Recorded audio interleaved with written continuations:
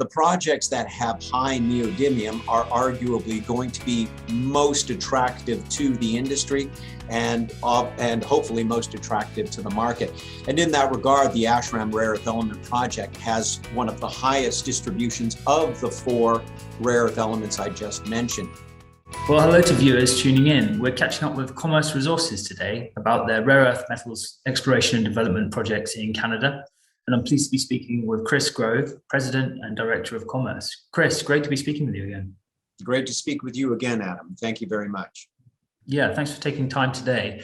So why don't we set the scene actually with what's going on in the rare earths market? Because last time we spoke in the spring, there was an interesting development in the sector. But as far as I understand, things have moved on and things have changed. So let's start on the macro factors. Absolutely. Very happy to do that. And ultimately, what has changed significantly in terms of the global rare earth element market. The last time we spoke, which was in May, that would have been essentially in Q2 of 2021. And demand was reported as being down and prices were reported as being significantly down. But this is essentially because everyone that actually buys and needs rare earth elements to manufacture their own specific designs, they had essentially overbought in Q1 of 2021. Everybody who needs rare earth elements to build their products are, I would say, hyper price sensitive to price movement in the rare earth element sector. And for a potential variety of reasons, prices started spiking up late in Q4 2020 and then continued quite a spectacular price ascendancy, let's call it, in Q1 of 2021. Everyone in the sector, majors and juniors, hit their 52-week high in Q1 of 2021. And again, arguably, everyone that has to buy rare earth elements potentially saw this price movement and essentially, I don't want to call it panic per se, but essentially they overbought, and that buying potentially pushed prices up to a high watermark. And then there was very little buying and prices then fell in Q2. Now, the reality of those falling prices and the lack of the perception of the lack of demand in Q2 then led to everyone falling off their 52-week highs. And this is all majors and all juniors. And no one yet has really recovered. But here's the point. The point is that rare earth element prices started appreciating basically in early June of 2021, and they're currently almost as high as they were in Q1. And there is this, at the moment, there is a bit more of a disconnect between the actual values and the actual continued expression of demand in rare earth elements, and then the market caps of all of the companies involved in rare earth elements today. No one, as far as I know, has actually bested their 52-week high in 2021 right now. Although, as I said, the rare earth element prices are basically as high as they were in Q1. And we're talking about a very significant level of prices as well. We're talking about $98,000 per ton of neodymium oxide, for an example. And that's a very, very attractive price, I would say, for any explorer or developer. Maybe less so for somebody who's buying neodymium oxide, because that price is fairly high. But at any rate, this then leads me to another macro point. And there's a fund based out of Geneva, and their analyst goes by the name of Laurent Kroll. And this fund puts out their investment strategy on a regular basis. And I was very much impressed by some language that Laurent had in the most recent investment strategy, which I think came from September 2nd, I believe. But at any rate, he talked about the macros of rare earth element prices globally over the last decade. And what he referenced first off was the Senkaku boat incident in the fall of 2010, which created very clearly, as he called it, a supply shock. And that is very accurate in so much as China cut off all supplies to Japan for about 6 to 8 weeks. And the market globally reacted very significantly to that. And some of the rare earth elements went up as much as 30 times in price. Dysprosium oxide going from $90 a kilo to $3,000 a kilo in a matter of months.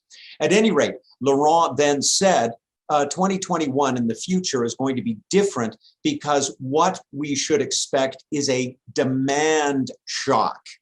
And this I find very, very compelling and potentially profound, but also accurate in so much as in the summer of 2021 with these incredible climate events, weather events happening, wildfires all, through North America, et cetera, Greece, et cetera, hurricanes, Henri, Ida on the east coast of North America, et cetera.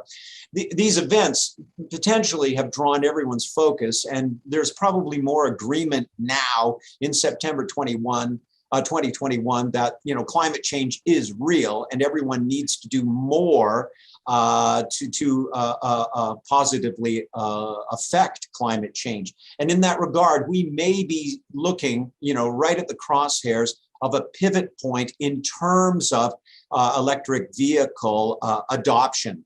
And so I think it's very likely that we will see a very significant increase in demand, or as this fund manager said, a demand shock in the rare earth element sector. Now, having said that, since we spoke, there has been little that has changed in terms of production or new production in the rare earth elements. And so, to me, this potential for increased, an expression of increased demand and also potentially higher prices is very likely indeed. Excellent. Thanks for that rundown. It's a really compelling situation for rare earths again. Just touching on what you said around the EV adoptions and some of the rare earths that will be going into this growth sector. What exactly are they, and is it fluorspar that sort of goes into the production of certain materials and metals that are going into EVs? Well, the most important rare earth elements for the EV market are the 4 rare earth elements that are used to manufacture the permanent magnets that essentially chase each other in the motor for electric vehicles. And really, any if you own a Dyson vacuum cleaner, or dried your hands in a Dyson hand dryer, or you've bought a leaf blower recently, you will recognize the power of these rare earth element magnets chasing each other, which is amazing. And so the 4 rare earth elements that are most essential for the clean, green, and renewable world are neodymium, praseodymium, terbium, and dysprosium. And the most important of those 4 is neodymium. And so the projects that have high neodymium are arguably going to be most attractive to the industry and hopefully most attractive to the market. And in that regard, the Ashram Rare Earth Element Project has one of the highest distributions of the 4 rare earth elements I just mentioned. In terms of fluorspar, that's a separate issue. Fluorspar, of course, is not a rare earth element, but fluorspar is an essential component of the lithium-ion battery that then is currently the dominant design for electric vehicles as well. There is other, in terms of the battery for electric vehicles, though, this is an ongoing R&D project, and we are, for our own selfish purposes, very interested in a different design, which is the Toshiba titanium niobium battery. And it's unclear at this point in time which design will actually dominate. And certainly the Toshiba battery has been called by some analysts, experts in the battery field, they have called it potentially the superior design in so much as it can be recharged fully in less than 6 minutes.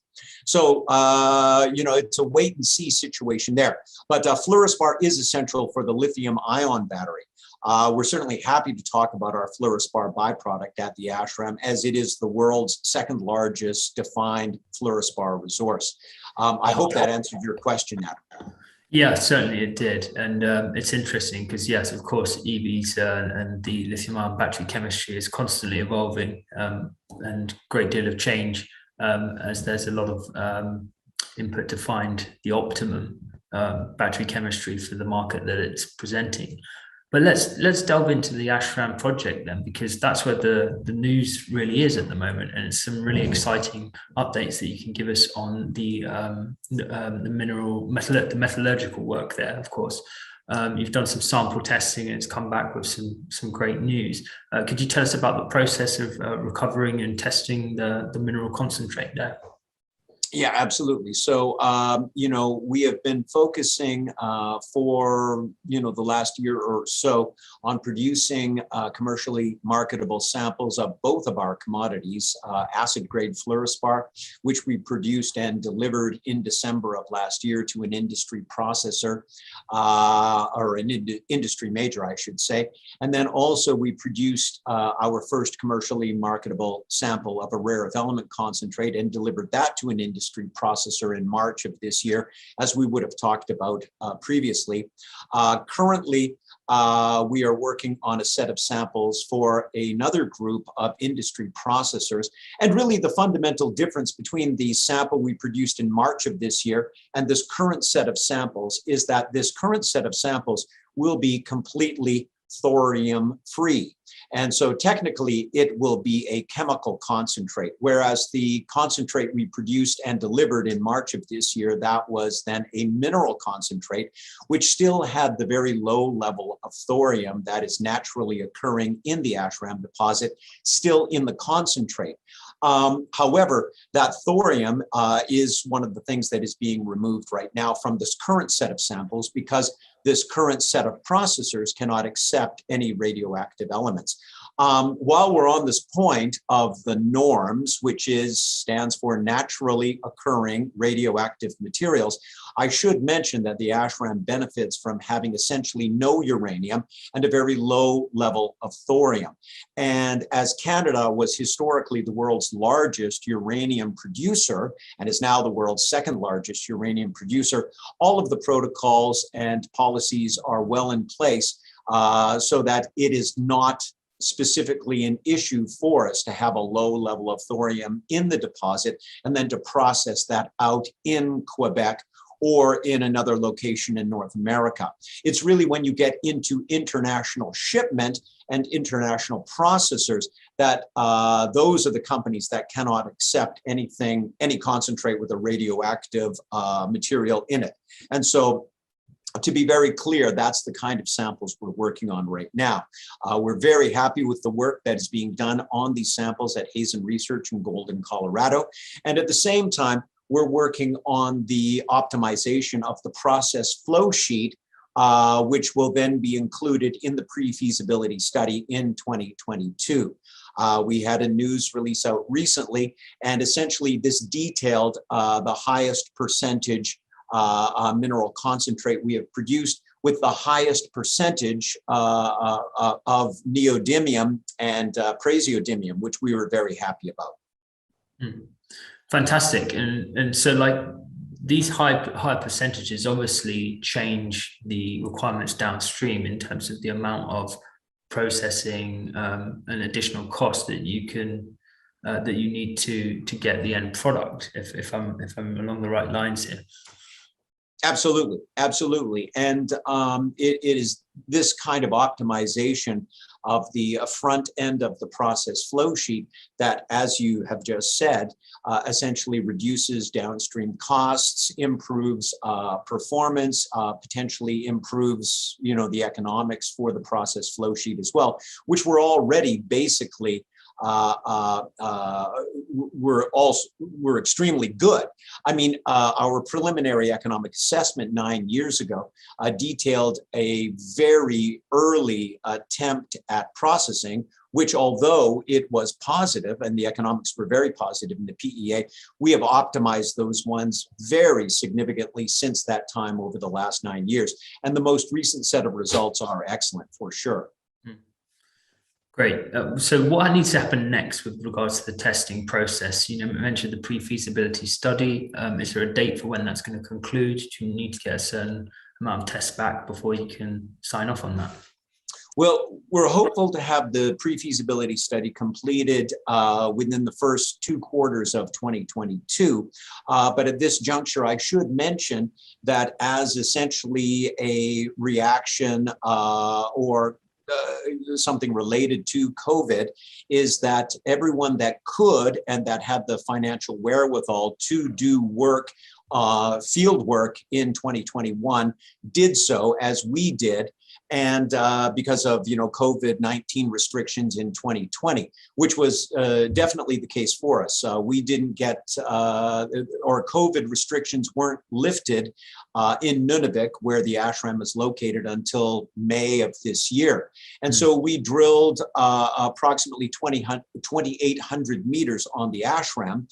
And so many other companies drilled exponentially more this year than they did last year. And so that has led to a backlog at all of the assay labs. And so in terms of answering your question about the delivery of the pre-feasibility study, I do have to also recognize that there is currently a backlog at all of the assay labs, which also affects all of the check assays that are done for every part of the process in our pilot plant as well.